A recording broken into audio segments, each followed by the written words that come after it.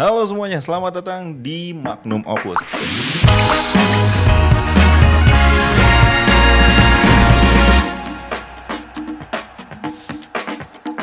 Dan hari ini di episode pertama kita kedatangan CEO dari Proud Project, satu buah media yang menjadi safe space untuk banyak orang bercerita mengenai hal apapun yang terjadi dalam kehidupannya.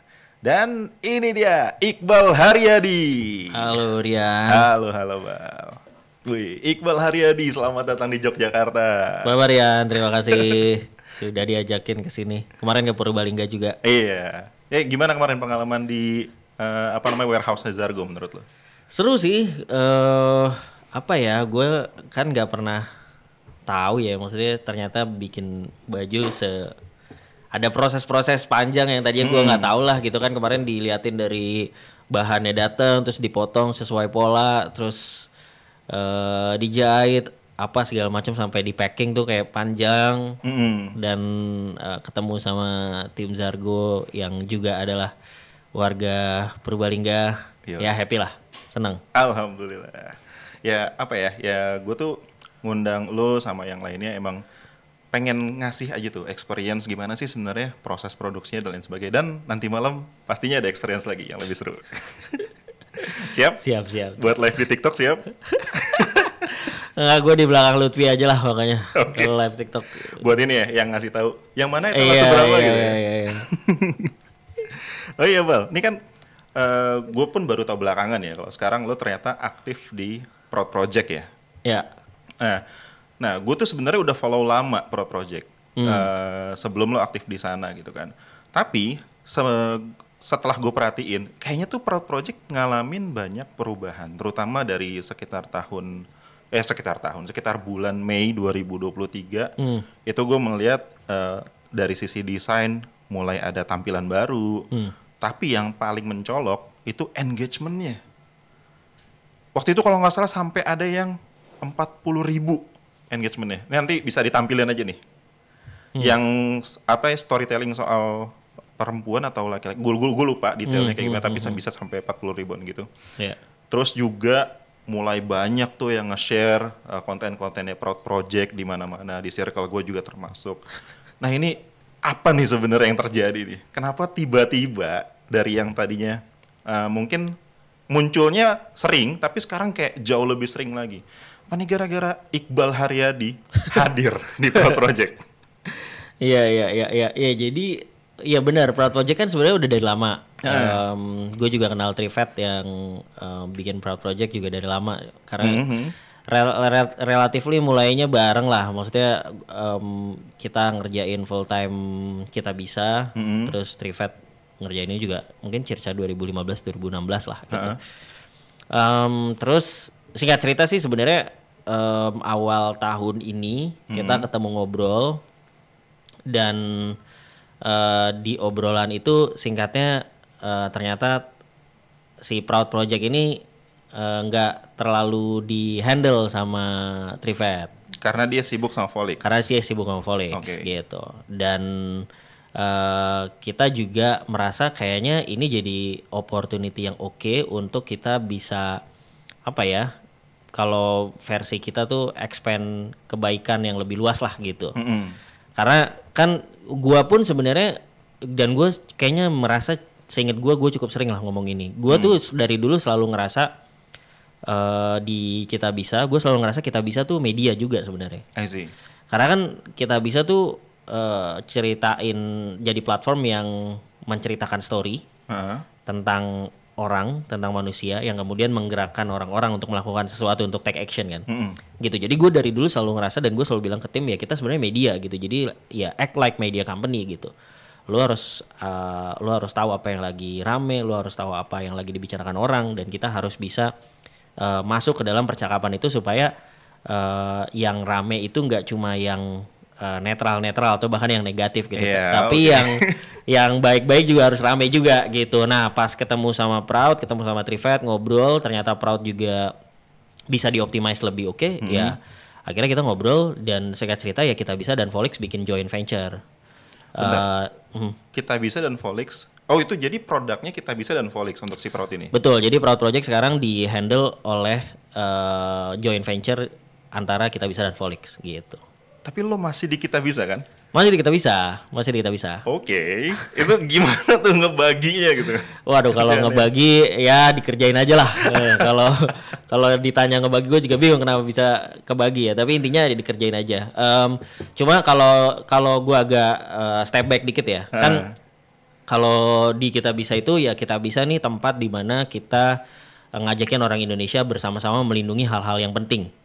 Jadi di Kita Bisa kita bersama melindungi bumi, kita bersama melindungi lingkungan, bersama melindungi hak masa depan pendidikan anak-anak di Indonesia, bersama melindungi kesehatan dan lain-lain lah, berbagai kategori kegiatan sosial yang ada di Kita Bisa gitu.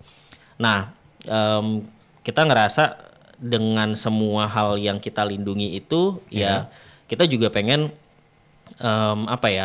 di luar action-action yang dilakukan lewat Kita Bisa, kita juga pengen melindungi mindset masa depan anak-anak Indonesia gitu. Karena berat ya. Berat banget. Tapi memang itu yang justru gue rasakan dari dulu terhadap Proud Project, bahkan sebelum kita pegang ya. Maksudnya Proud Project dulu yang di handle Trefat itu kan jadi media yang emang juga sama menceritakan cerita-cerita yang bisa menggerakkan hati orang kan. Walau ini ya sebenarnya pas di era awal gue ngelihatnya lebih banyak quotes-quotesnya. Nah, lu ngikutin di era 2000 berapa? 2019, 2020 gitu kali ya? Iya, sekitar segitu. Nah, ada eranya lagi sebelum itu, 2015 sampai 2015 sampai 2019 itu Proud Project itu isinya story-story kayak Humans of New York. I see. Gitu. Kebayang.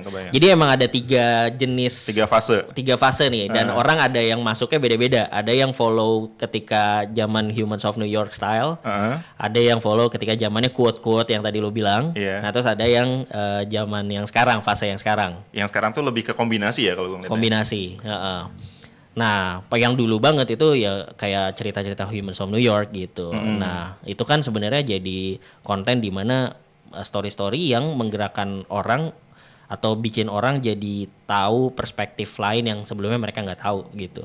Dan kemudian tema utamanya sebenarnya adalah supaya membantu orang menembus batasan lo, break your walls gitu. Nah, abis itu masuk ke fase yang quote-quote itu karena nggak ke-handle dan lain-lain, ya udah jadinya quote-quote aja, baru masuk ke fase yang sekarang gitu.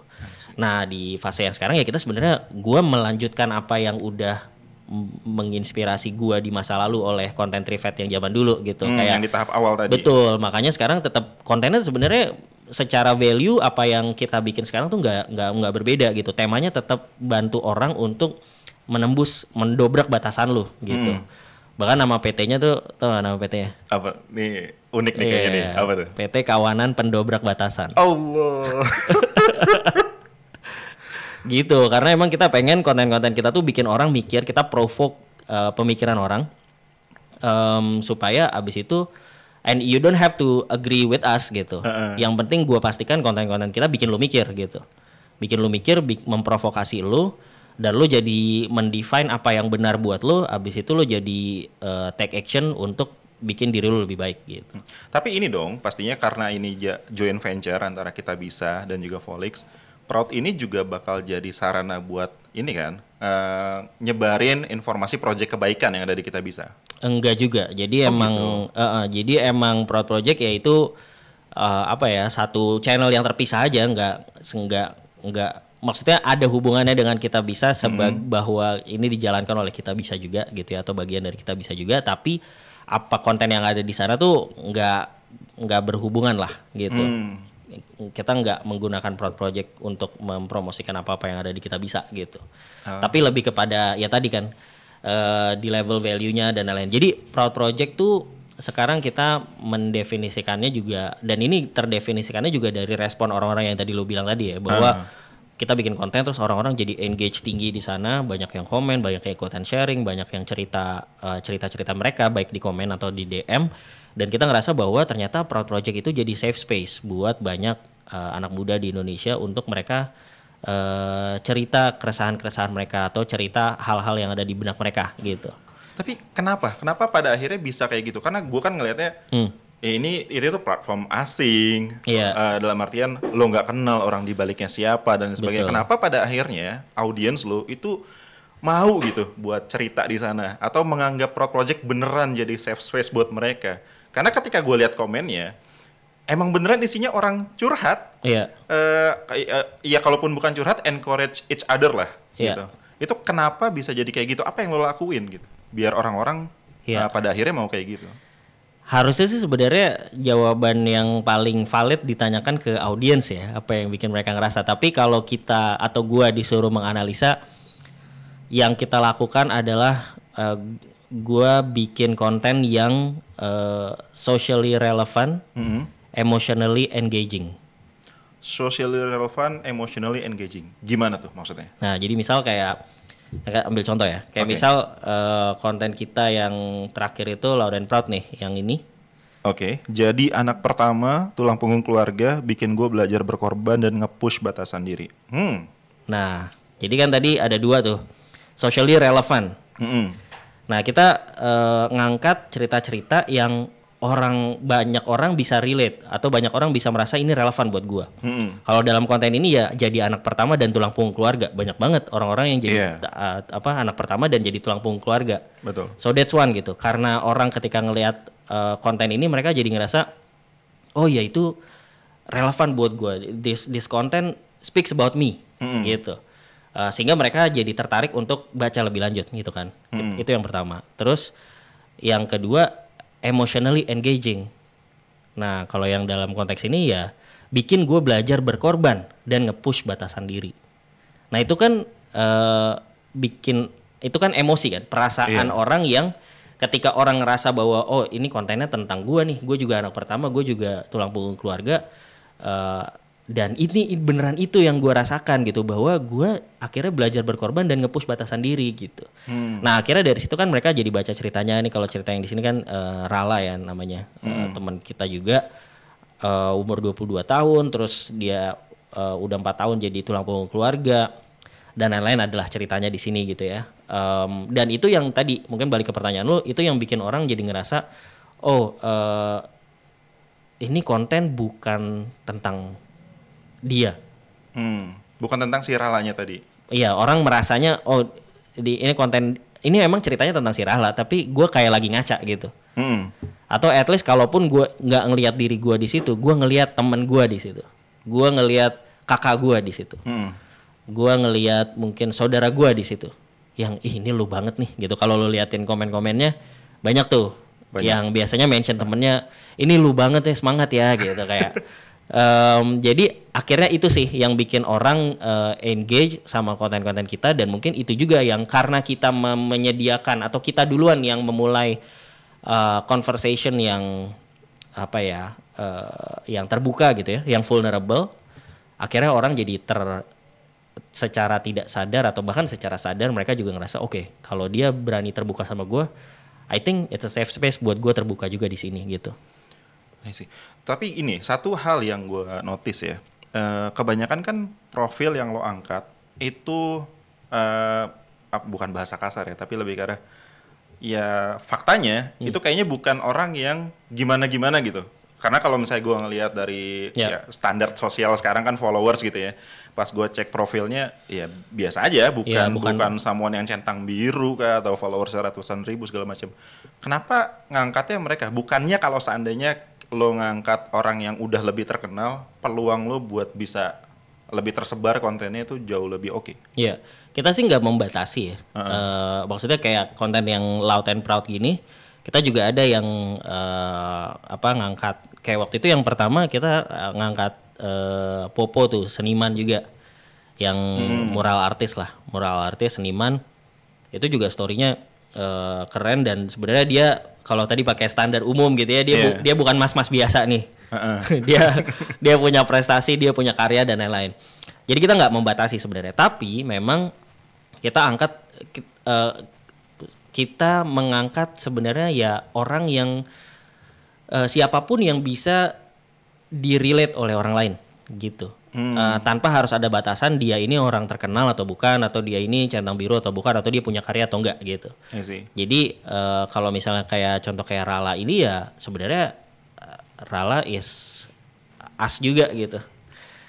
Rala adalah kita gitu. Tapi yang kayak kalau kita lagi ngangkat yang orang yang punya karya pun kayak misalnya waktu itu si Popo, ya dia juga adalah kita juga gitu. Kita bisa ngelihat kita di dia gitu. Dalam dirinya Popo. Dalam dirinya dia. Ya nih misalnya kan yang Popo nih, gue kuliah agama dan jadi seniman. The struggle is real. Nah ini kan orang banyak yang merasa seperti ini kan sebenarnya. Mungkin mereka nggak not necessarily mereka kuliah agama terus jadi seniman, tapi intinya gue kuliah apa terus gue jadi apa. Ya jadi seniman aja tuh udah struggle gitu kan. Betul. Kayak banyak asumsi dari orang, emang seniman mau gimana sih makannya segala betul. macam gitu. Nah lu aja kebayang kan apa soundbite dari itu persis apa yang Popo ceritain gitu. Dia diragukan sama bokapnya, ada masanya bokapnya, ya dia berantem lah sama bokapnya dan lain-lain sampai bokapnya akhirnya menerima karena kalau lagi ke mall bokapnya ngelihat karyanya dia gitu. Nah itu kan cerita atau struggle yang orang bisa relate kan. Yang mungkin ketika lu ngelihat bisa jadi lu sudah melewati struggle tersebut, bisa jadi juga lu sedang melewati struggle tersebut.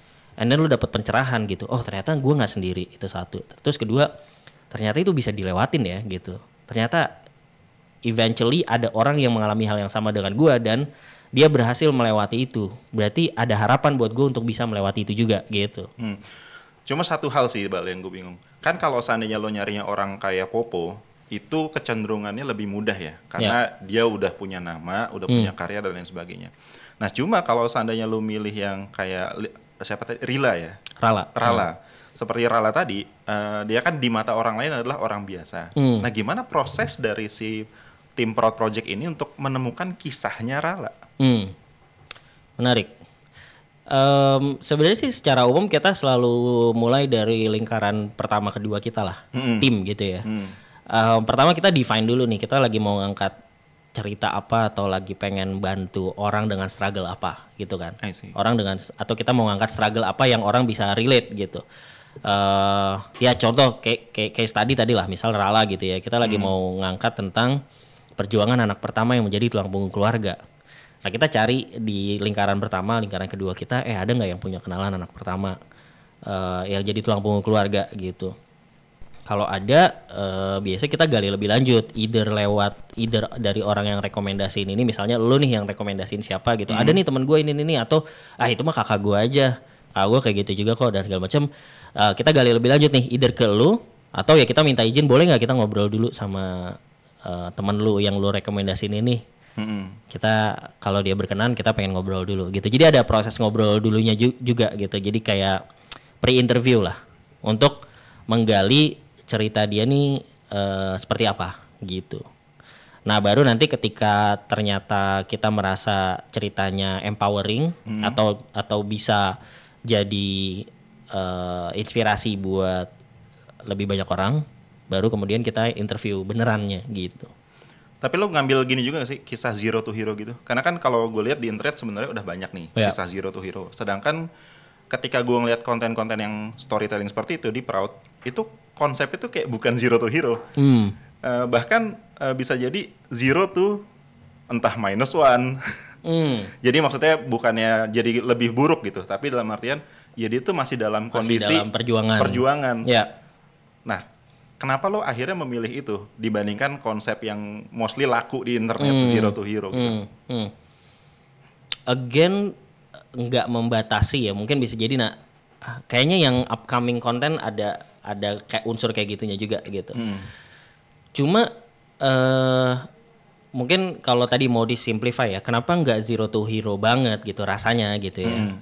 Kenapa masih kerasa ya cerita ini dia masih struggle juga, atau dia masih belum selesai dengan apa yang dia hadapi saat ini, tapi at least dia udah melewati step 1, step 2-nya dan segala macam. Karena itulah kehidupan nyata gitu. Oke sih, benar. That's life gitu. Maksudnya kalau lu mau cari cerita yang Steve Jobs gitu, maksudnya kayak Steve Jobs is real, tapi dia satu dari berapa juta gitu kan, satu dari berapa puluh ribu, satu dari berapa ratus ribu. Gue nggak bisa relate sama, maksudnya iyalah kalau dia drop out bla bla dan segala macam, tapi gue nggak bisa. Kalau gue drop out ya gue udah miskin aja gitu kan, nggak jadi Steve Jobs gitu. Oke, benar. Iya kan, jadi ya kita sih pengen realistis aja bahwa maksudnya orang kadang orang itu ketika dia lagi menghadapi struggle dalam hidupnya, dia butuh cerita orang lain atau bahkan cerita fiksi untuk merepresentasikan perjuangannya dia. At least ngebuat dia ngerasa nggak sendirian. Iya, atau at least membuat dia merasa ternyata struggle gue tuh ada meaningnya dan gue work in progress gitu. Iya. Yang penting gue nggak diem gitu. That's why makanya nih agak out of topic dikit. Makanya that's why kenapa lu suka One Piece. That's why kenapa gue suka Marvel. Dan buat orang kayak kita, buat lu siapapun yang lu suka Harry Potter, lu suka fiksi apapun itu, yang suka banget, buat lu itu nggak cuma bagus karena seru atau karena ceritanya bagus, bener kan? Yeah. Tapi ada meaning di dalamnya. Lu ngelihat ada hidup lu di situ gitu. Yeah. Lu ngelihat kayak, Usopp nih perjuangannya kayak gue loh gitu kayak. Merinding lagi gue. Ada kayak gitu ya kan? Iya. Ya Captain America tuh kayak gue gitu. Nah itu yang menurut gue kayak ternyata si story cerita gitu bisa bikin orang jadi kayak keluar bentar dari hidupnya, terus tapi dia ngelihat ternyata hidup gue tuh bisa dilewatin nih gitu. Ternyata yang gue lagi jalani itu mirip sama apa yang dia lagi jalani gitu. Dan itu yang give people strength gitu. Gue jadi menunggu satu hal. Apa tuh? Menunggu dimasukin ke Loud and Proud juga. Tergantung nih. Nanti gimana tuh? Apa tuh kriterianya? Ya itu tadi apa yang bisa bikin cerita lo jadi socially relevant and emotionally engaging. Kalau openingnya kayak gini udah cukup masuk belum? Gue waktu kecil makan 1 nugget buat 3 piring nasi. Bisa. Oke. Tapi terus apakah ujungnya hanya sampai tapi sekarang gue udah bisa makan nugget banyak karena gue udah punya penghasilan dan lain-lain. Nah itu masih terlalu generik nih. Kayak apalagi yang masih jadi struggle di dalamnya gitu-gitulah. Kalau gue sih mikirnya gini, sampai sekarang gue tuh punya hubungan emosional yang kental banget sama nugget. Jadi kan karena waktu kecil tuh susah banget ya. Yeah. 1 nugget aja tuh gue buat 3 piring nasi, atau bahkan sekalipun seringkali bahkan cuma makan nasi pakai minyak jelantah. Lu tahu minyak jelantah nggak? Minyak bekas goreng-gorengan terus tambahin garam tuh. Itu aja tuh udah jadi makanan nikmat banget. Lu segitunya dulu? Segitunya dulu. Itu minyak jelantah pun bukan punya sendiri, punya tetangga. Minta ke orang. Minta ke orang gitu. Nah, sampai akhirnya itu ngebuat gue sekarang menjadi orang yang sangat mudah bersyukur mungkin ya kalau gue lihat secara objektif ke diri gue sendiri. Even ketika makan, walaupun sekarang gue bisa beli nugget sebanyak apapun ya, alhamdulillah bisa gitu. Cuma sekarang ketika gue ada nugget di rumah atau ada makanan sekecil apapun di rumah, gue bisa sangat menikmati itu. Karena gue tahu bahwa dulu perjuangan ibu gue, perjuangan orang tua gue untuk bisa menghadirkan nugget aja itu udah susah, dan gue berusaha menikmati itu selama mungkin. Akhirnya jadi 1 nugget buat 3 piring nasi, dan sampai sekarang itu masih kebawa sih buat diri gue. Yeah. Itu yang ngebuat gue sekarang ketika makan misalnya, gue nggak mau nyisain 1 butir pun nasi, ada lauk apapun gue terima. Jadi ya sengambang itu, bukan kisah zero to hero, bukan. Iya. Masuk nggak? Masuk. Oke. Tapi perlu digali lebih dalam lagi. Oke, ditunggu undangannya. Iya. Tipis. Mungkin kalau story-nya kayak Igor Saikoji tuh mungkin lebih ini tuh. Yang ini ngecilin badan. Ngecilin badan. Okay. Kenapa? Karena buat anak gua gitu kan. Nah, itu udah langsung.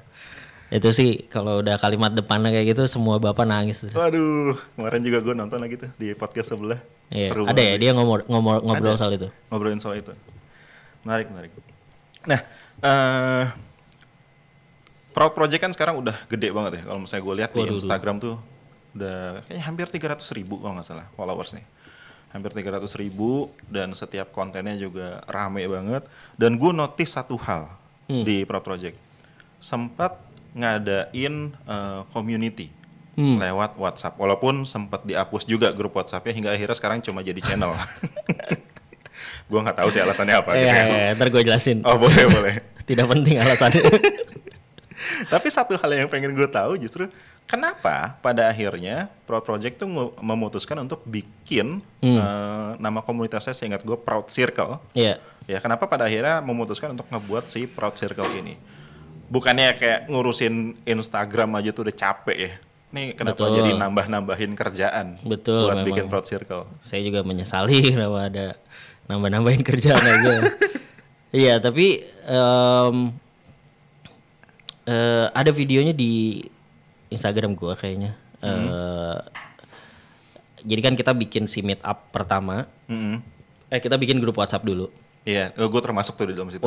WhatsApp channel ya, Awalnya WhatsApp channel, terus diadain WhatsApp grup. Terus udah pada sempat cerita-cerita tuh pokoknya di WhatsApp grup. Iya. Terus tiba-tiba hilang lagi WhatsApp grupnya. Balik jadi channel. Oke, iya jelasin ininya dulu baru nanti yang WhatsApp hilang. Oke. Tapi inspirasi pertamanya sebenarnya simple aja. Yang tadi tuh lanjutin bahwa ternyata kita mengamati bahwa orang-orang merasa Proud Project ini safe space buat mereka. Dan gak cuma di komen ya, kita juga terima banyak DM. Teman-teman yang mungkin mereka ngelihat konten kita yang mana, terus mereka merasakan struggle yang sama misalnya, atau justru merasakan kayak pencerahan dari cerita atau konten yang kita buat, dan mereka jadi cerita lebih lanjut di DM kita gitu. Mereka curhat, mereka cerita, dan itu ada banyak. Dan dari situ kita mengamati bahwa ya tadi orang merasa bahwa Proud Project adalah safe space buat mereka. Ya why not kita bikin safe space-nya lebih dalam lagi. Definisi lebih dalamnya itu gimana? Lebih dalam lagi ya waktu itu sebenarnya yang ujungnya langsung kita bayangkan adalah ya kita bikin meet up-nya gitu. Maksudnya kita beneran bikin ini orang-orang yang nggak saling kenal, mereka merasa aman untuk sharing cerita mereka atau mereka merasa aman untuk sharing perspektif mereka di Instagram kita gitu ya. Kayaknya ini berpotensi kalau kita merasa teman-teman nih satu frekuensi nih sama kita gitu kan. Ya kalau kita berkumpul bareng mungkin kita jadi bisa saling support lebih jauh gitu untuk apapun yang kita butuhkan gitu. Itu sih sebenarnya tujuan awalnya gitu, inspirasi awalnya ya, bahwa safe space kayaknya kita bisa bikin safe space yang lebih dalam nih buat orang-orang gitu, dimana mereka bisa datang, bisa ketemu orang yang tadinya nggak kenal tapi bisa saling aman untuk sharing dan saling support gitu. Dan makanya terus dibuat grup WhatsApp-nya, and then kemudian kita bikin Proud Circle pertamanya, dan di Proud Circle pertama itu pun ya beneran kita langsung praktekkan apa yang ada di Instagram gitu, which is ya kita minta beberapa sharing tentang cerita mereka, and then yang lain mendengarkan, kita bikin circle, yang lain mendengarkan dan saling support, dan habis itu jadi saling kenal, jadi lanjutlah berinteraksi dan lain-lain gitu. Dan saya ingat gue pada saat Proud Circle yang offline itu sampai ada yang nangis juga ya ketika cerita. Ada ya. Ada beberapa ya, bahkan yang dengerin pun ada yang nangis juga gitu. Dan mereka nggak saling kenal nih gitu, sebelum ketemu. Itu yang nggak habis pikir sebenarnya, kayak nggak saling kenal tapi bisa cerita dengan nyaman, bahkan sampai menitikan air mata. Itu menurut gue satu hal yang keren banget sih. Iya, setuju, itu keren banget. Tapi kalau lo tanya kok bisa, ya gue bisa ngomong yang tadi gue udah ceritakan. Tapi sebenarnya gue juga amazed sendiri gitu. Maksudnya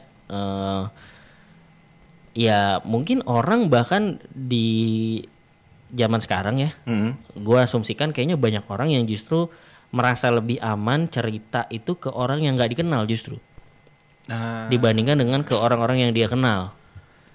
Karena mungkin ada takut ada judgement, takut ada perlakuan yang berbeda ketika sebelum mereka tahu dan setelah tahu cerita lu gitu, yang tadinya temen lu jadi menjauh, atau yang tadinya keluarga lu biasa-biasa aja malah jadi risih dan segala macam. Mungkin ada banyak ketakutan itu sih kalau gue amati ya, di banyak orang, sehingga ketika ada space di mana di situ justru nggak ada orang yang lu kenal, tapi at least lu merasa aman karena ya minimal kalau mereka emang datang ke sini tuh mereka mirip-mirip lah sama gua gitu, satu frekuensi lah dan segala macam, justru mereka lebih terbuka gitu.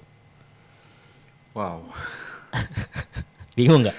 Bingung sih, cuma ya gitu. Gue tuh nggak pernah membayangkan bisa sampai ada media digital yang se-emosional ini, se-engage ini, sampai orang-orang pada mau cerita, ngumpul, segala macamnya dicurahkan di sana, kayak gitu. Karena gue sendiri tuh punya cita-cita ya, ngediriin satu buah media digital sendiri juga. Dan menurut gue ini adalah level tertinggi dari satu buah media digital.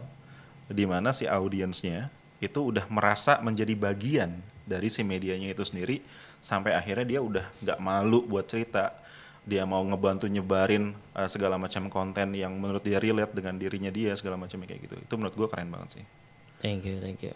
Nah, kan anggaplah kita anggap sekarang posisinya nih Proud Project tuh udah keren ya. Setidaknya buat gue. Dan gue yakin di luar sana banyak yang anggap Proud Project itu keren. Ini beban soalnya, gue masih punya banyak target yang mau gue achieve, kayak ini masih jauh gitu. Ya, tapi thank you. Ya, founders mentality lah ya, selalu ngerasa nggak puas nih. Iya, selalu betul. pengen achieve lebih gitu. Appreciate it, ya. Nah, emang arah kedepannya Proud Project mau dibawa kemana sih, Bal? Mau dibawa kemana? Ada banyak. Dari mana jawabnya ya?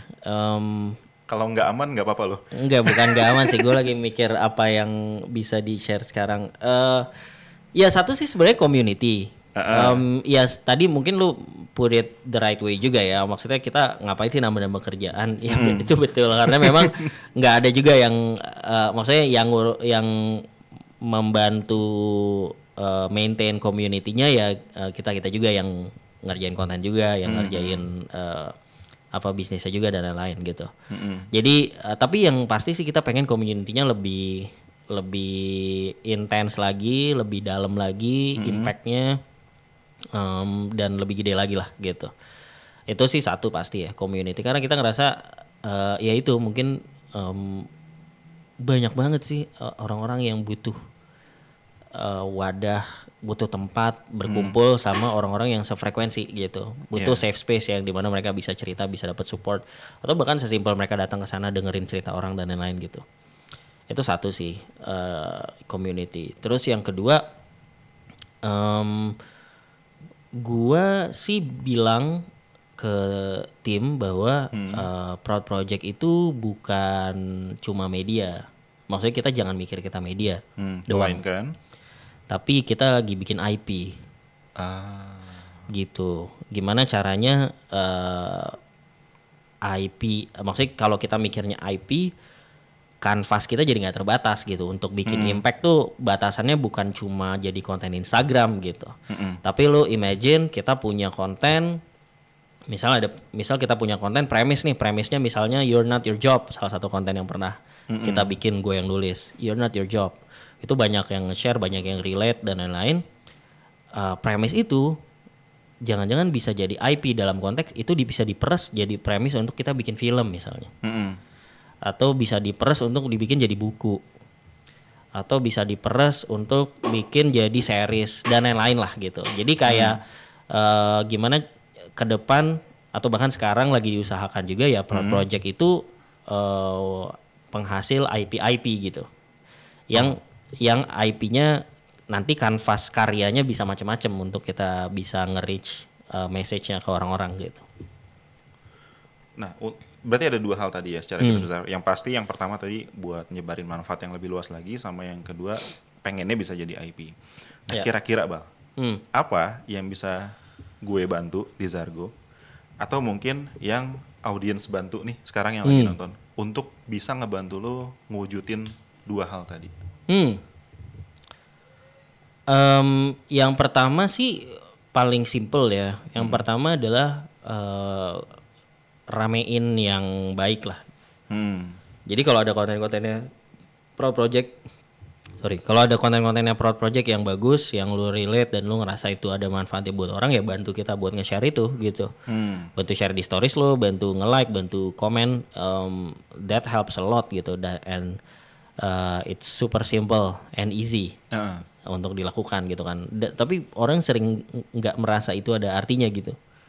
Padahal itu impactful banget gitu. Itu hal kecil yang gampang banget dilakukan tapi impactnya nggak kecil gitu. Itu yang pertama. Iya, yang kedua sih sebenarnya lu bisa jadikan kita tempat aman buat lu cerita dan sharing sih. Mungkin sekarang kapasitas kita belum sehebat itu gitu ya, sebesar itu. Maksudnya kalau ada orang yang DM mungkin nggak semuanya kita bisa balas dengan intensitas dan frekuensi yang sama gitu. Tapi percayalah kita baca itu semua gitu. Dan itu selalu kita berusaha olah either langsung ke lu, maksudnya kita bantu lu untuk do something kalau kita punya kapasitasnya, punya waktu dan energi dan lain-lain karena terbatas, atau ya at least dari situ pasti kita ubah jadi konten lagi gitu kan. Kita gali lebih dalam lagi, ini apa yang kita bisa bantu buat bikin orang merasa mereka nggak sendirian dan lain-lain. Karena ini tadi agak lupa ya, karena ini agak flashback juga dulu. Salah satu ceritanya Proud Project yang zamannya tadi bikin konten kayak Humans of New York, itu juga ada sampai orang yang DM ke Proud Project dan berterima kasih karena abis dia baca salah satu konten kita, dia nggak jadi bunuh diri. Oke. Dan maksudnya itu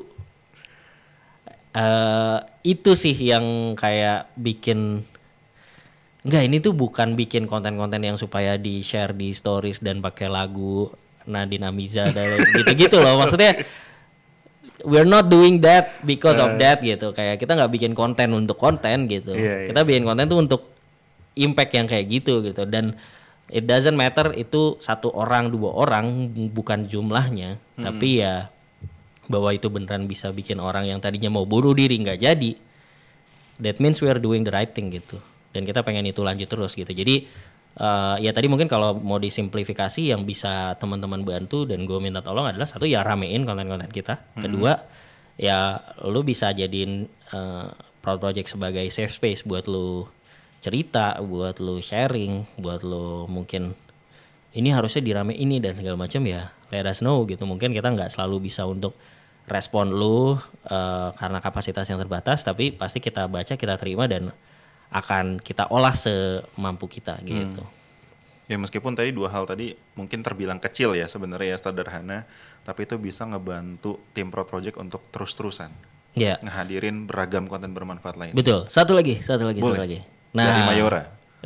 Enggak, dari ya boleh kalau Mayora mau masuk juga bisa. Satu lagi. Enggak, satu lagi ini real. Ini konkret, terdengar sangat kapitalis. Tapi this is what exactly we need. Kalau lu punya brand atau lu punya kenalan brand dan lu pengen message brand lu lu pengen message brand lu disampaikan dengan cara yang sangat human, yang socially relevant and emotionally engaging, let us know. Karena that's our expertise. Lu bisa lihat apa yang Proud Project lakukan misalnya di Halodoc. Gimana tuh? Gimana? Ini nggak apa-apa kan? Nggak apa-apa, aman. Di Halodoc ada kontennya yang sama Halodoc kita collaborate, kita bantu menyampaikan message-nya Halodoc. Kayak gini, jadi ngangkat cerita caregiver, orang-orang yang merawat keluarganya yang sakit gitu ya. Dan ini banyak banget loh tuh, 30.000 likes, yang komen mungkin ratusan kali ya. Orang-orang yang memang misalnya kalau di sini kan ceritanya ini cerita dari Putri. Ternyata proses menjaga nyokap juga ngajarin gue untuk menjadi seorang ibu. Nah dia cerita tuh perjuangan dia ngerawat nyokapnya yang sakit dan lain-lain gitu. Yang dimana di situ ya Halodoc sebagai platform untuk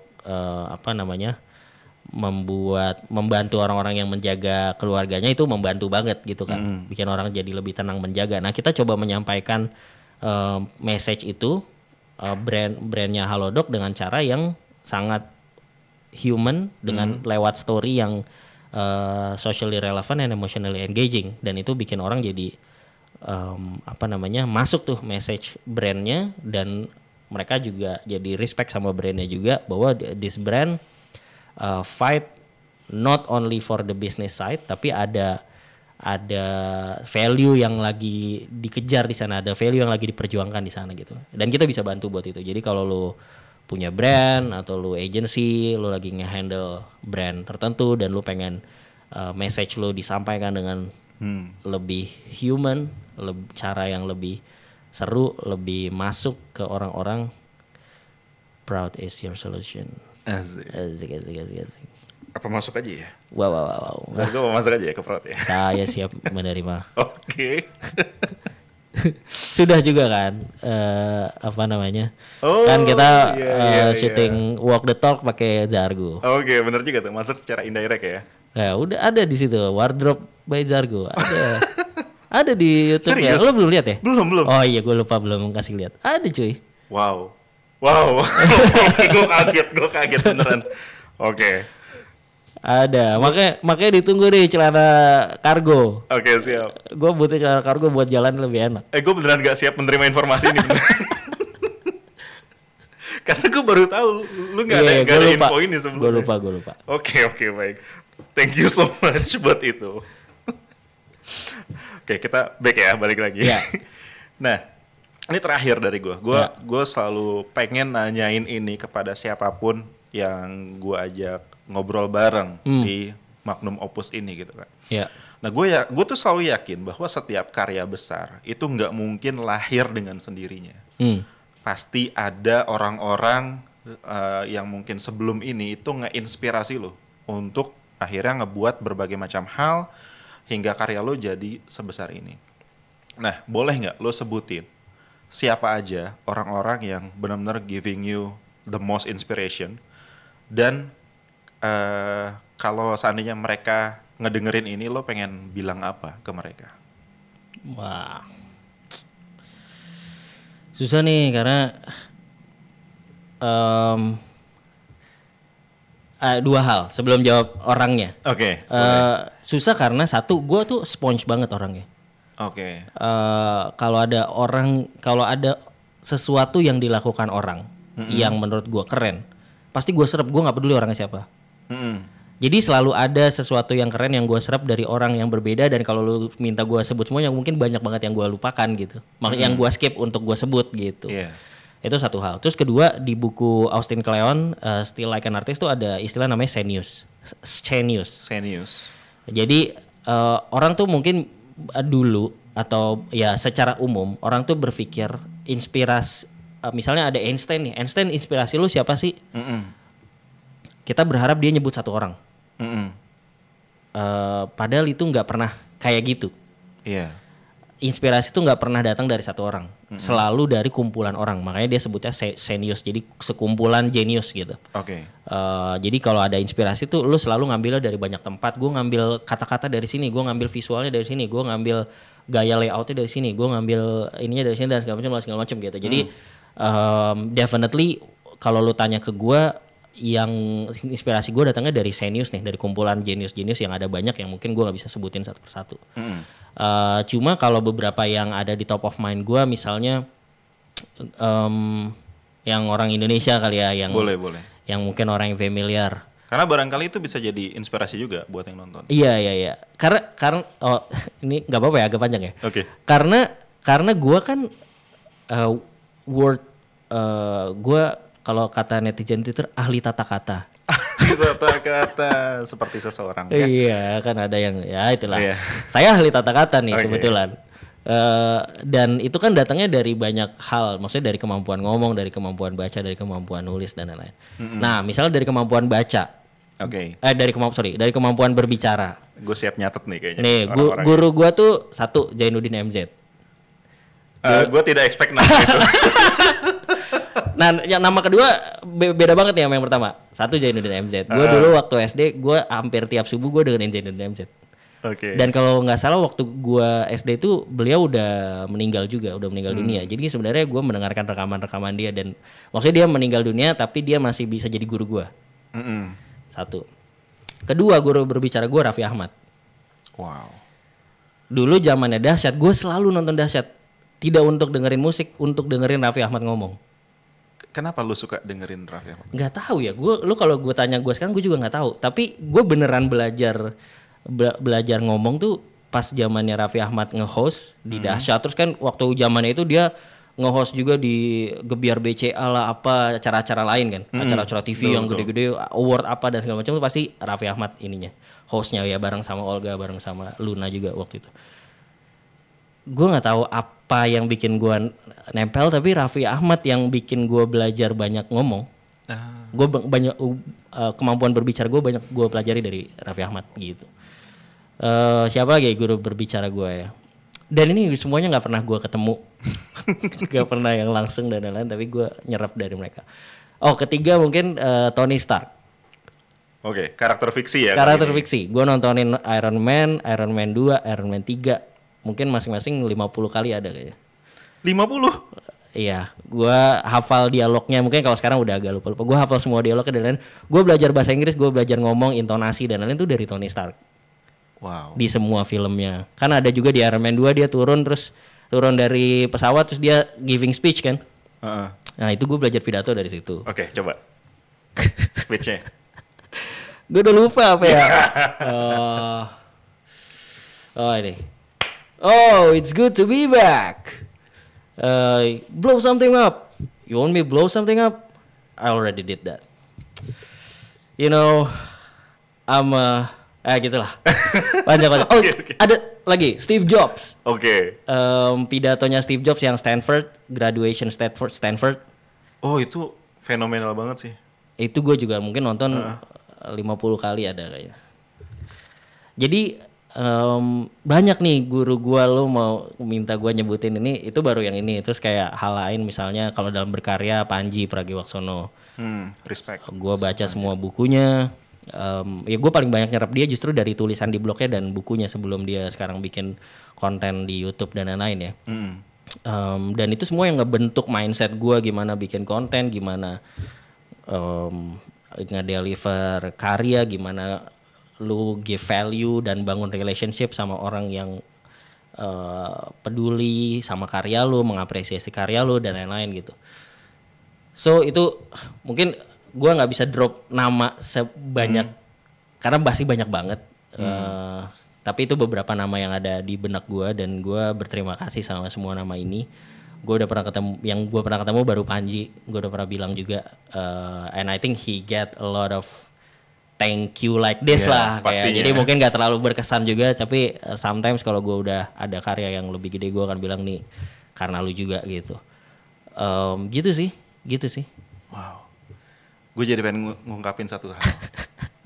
Kalau gue, ya mungkin karya gue belum segede lo ya, boleh. Tapi salah satu orang yang menginspirasi gue adalah tanpa bermaksud peres, Iqbal Haria. Lo itu salah satu podcaster pertama yang gue denger. Jadi gue tuh dengerin ada Aryo Pratomo di Curhat Babunya. Yeah.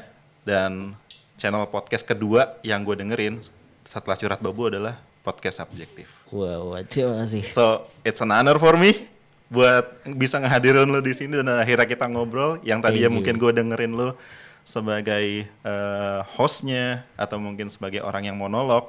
Sekarang bisa ngerasain kayak gini, gue ngejadiin lo sebagai narasumber. It's an honor for me. Thank you. Udah hadir di Oknum Opus. Thank you so much.